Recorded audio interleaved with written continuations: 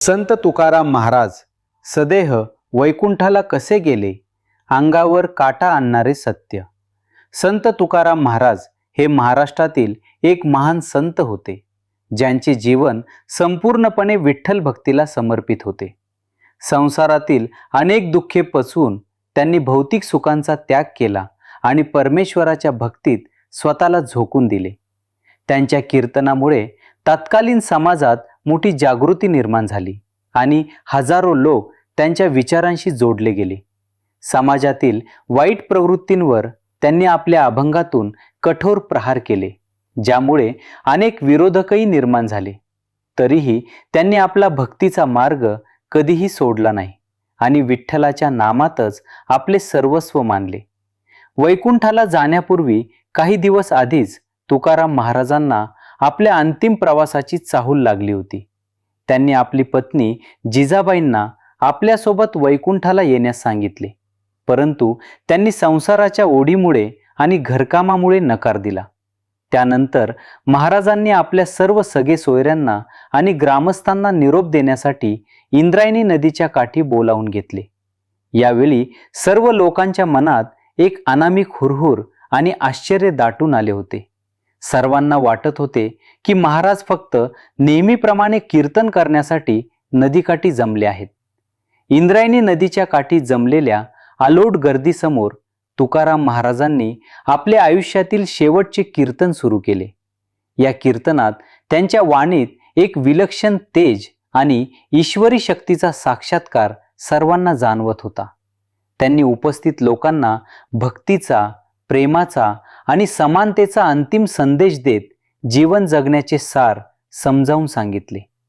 आम्ही जातो आपल्या गावा, आमुचा रामराम घ्यावा, हा प्रसिद्ध अभंग त्यांनी याच वेळी गाऊन सर्वांचा अत्यंत भावुक निरोप घेतला. त्यांच्या या शब्दांनी तिथे उपस्थित असलेल्या प्रत्येकाच्या डोळ्यात अश्रू उभे राहिले आणि वातावरण भक्तिमय झाले.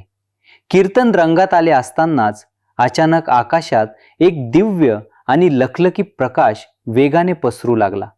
सर्वांचे डोळे दिपून जातील असा तो दैवी प्रकाश होता आणि त्यातून एक गरुड विमान खाली उतरताना दिसले. हे विमान प्रत्यक्ष भगवान विष्णूंनी तुकाराम महाराजांना सन्मानाने वैकुंठात नेण्यासाठी पाठवले होते. त्या विमानाचा तेजापुंज आकार आणि त्यातून येणारा सुगंध यामुळे संपूर्ण परिसर एका अद्भुत चैतन्याने भरून गेला. उपस्थित सर्व लोक हे डोळ्यांचे पारणे फेडणारे आणि अंगावर काटा आणणारे दृश्य पाहून अक्षरशः भारावून गेले. सामान्यपणे मृत्यूनंतर मानवाचा फक्त आत्मा परमेश्वराकडे जातो आणि पंचमहाभूतांचा देह इथेच नष्ट होतो. परंतु संत तुकाराम महाराजांची भक्ती इतकी उच्च कोटीची होती की त्यांना सदेह म्हणजेच जिवंतपणी वैकुंठात जाण्याचा मान मिळाला. त्यांच्या देहातील प्रत्येक अणू आणि रेणू विठ्ठलमय झाला होता, ज्यामुळे त्यांच्या भौतिक शरीरालाही अपार पावित्र्य प्राप्त झाले होते. सदेह वैकुंठाला जाण्याची ही घटना मानवी इतिहासातील आणि आध्यात्मिक विश्वातील एक अत्यंत दुर्मिळ चमत्कार मानली जाते. या घटनेने हे सिद्ध केले की खरी आणि निष्काम भक्ती माणसाला थेट देवाच्या दरबारात शरीरासकट नेऊ शकते. असे अत्यंत श्रद्धेने म्हटले जाते की तुकाराम महाराजांना नेण्यासाठी आलेल्या त्या दिव्य विमानात साक्षात भगवान विठ्ठल उपस्थित होते. आपल्या लाडक्या भक्ताला आदरपूर्वक आणि सन्मानाने वैकुंठात घेऊन जाण्यासाठी देवाने स्वतः पृथ्वीवर धाव घेतली होती. महाराजांनी विठ्ठलाला पाहताच अत्यंत विनम्रतेने आणि भावपूर्ण अवस्थेत त्यांच्या चरणी लीन होऊन त्यांना वंदन केले.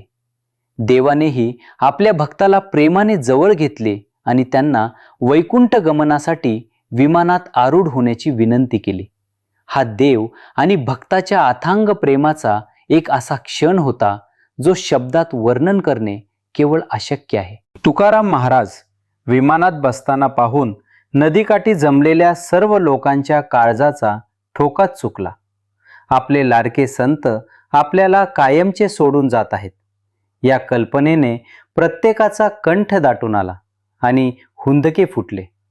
अनेक लोक ढसाढसा रडू लागले आणि त्यांनी महाराजांना परत बोलावण्यासाठी आकाशाकडे पाहत आर्त हाका मारल्या.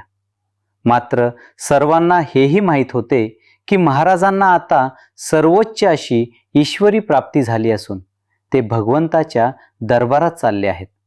त्यामुळे दुःखासोबतच त्यांच्या मनात महाराजांच्या या महान साधनेबद्दल प्रचंड आदर आणि अभिमान दाटून आला होता.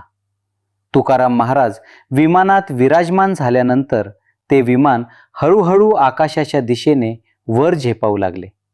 विमानाचा तो दिव्य प्रकाश जसजसा उंचावर जाऊ लागला तसतशी त्याची चमक अधिकच वाढताना दिसत होती. खाली जमलेले हजारो लोक हात जोडून डोळ्यात प्राण आणून त्या विमानाकडे शेवटचे पाहत राहिले. काही क्षणातच ते विमान आणि तुकाराम महाराज ढगांच्या आड दिसेनासे झाले आणि अनंत आकाशात विलीन झाले.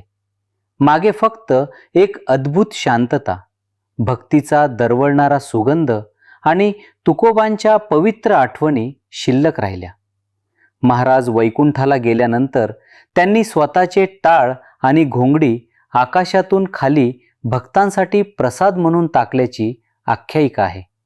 हे टाळ आजही देहूमध्ये महाराजांच्या वंशजांकडे अत्यंत पवित्र मानून जतन करून ठेवण्यात आले आहेत. महाराजांनी जाताना आपले भौतिक शरीर सोबत नेले, पण आपले विचार त्यांनी अभंगगाथेच्या रूपाने इथेच ठेवले. ही गाथा म्हणजे महाराष्ट्रासाठी एक महान आध्यात्मिक आणि सामाजिक ठेवा आहे, जो आजही लाखो लोकांना जगण्याचे मार्गदर्शन करतो. त्यांच्या सदेह जाण्याने त्यांचा देह अदृश्य झाला, परंतु त्यांचे शब्द आणि विचार अनंत काळासाठी अमर झाले. आजच्या प्रगत वैज्ञानिक युगात सदेह वैकुंठ गमनाची घटना ही अनेकांना केवळ एक दंतकथा किंवा अतिशयोक्ती वाटू शकते, परंतु आध्यात्मिक दृष्टिकोनातून पाहिल्यास ही घटना मानवी जाणीवांच्या पलीकडचा एक उच्चस्तरीय आणि पारलौकिक अनुभव आहे. ज्याप्रमाणे ऊर्जा कधीही नष्ट होत नाही, ती फक्त रूप बदलते, तसेच तुकोबांचे शरीर ईश्वरी ऊर्जेत विलीन झाले असावे असे मानले जाते. विज्ञान केवळ भौतिक पुराव्यांवर चालते, तर अध्यात्म हे अनुभूती आणि आढळ विश्वासावर आधारलेले असते. त्यामुळे या घटनेला केवळ तर्काच्या कसोटीवर न घासता भक्तीच्या सर्वोच्च शक्यतेचे आणि आत्मज्ञानाचे प्रतीक म्हणून पाहणे गरजेचे आहे. तुकाराम महाराज ज्या दिवशी सदेह वैकुंठाला गेले तो फाल्गुन वद्य द्वितीयेचा दिवस संपूर्ण महाराष्ट्रात तुकाराम बीज म्हणून मोठ्या भक्तिभावाने साजरा केला जातो. या दिवशी लाखो वारकरी आजही देहूमध्ये इंद्रायणीच्या काठी महाराजांच्या स्मरणासाठी आणि दर्शनासाठी एकत्र जमतात. असे मानले जाते की बरोबर दुपारी 12:02 आजही देहूतील नांदुरकीचा वृक्ष या वैकुंठ गमनाच्या घटनेची साक्ष देत थरथर हलतो. ही प्रचिती पाहण्यासाठी हजारो डोळे आसुसलेले असतात आणि संपूर्ण आसमंत ज्ञानोबा तुकाराम या गजराने दुमदुमून जातो. तुकाराम महाराजांचे हे वैकुंठ गमन मानवी जीवनाचे अंतिम सार्थक कसे असावे याचा एक चिरंतन आणि जिवंत आदर्श आहे. व्हिडिओ आवडल्यास चॅनल नक्कीच सबस्क्राईब करा. धन्यवाद. राम कृष्ण हरी.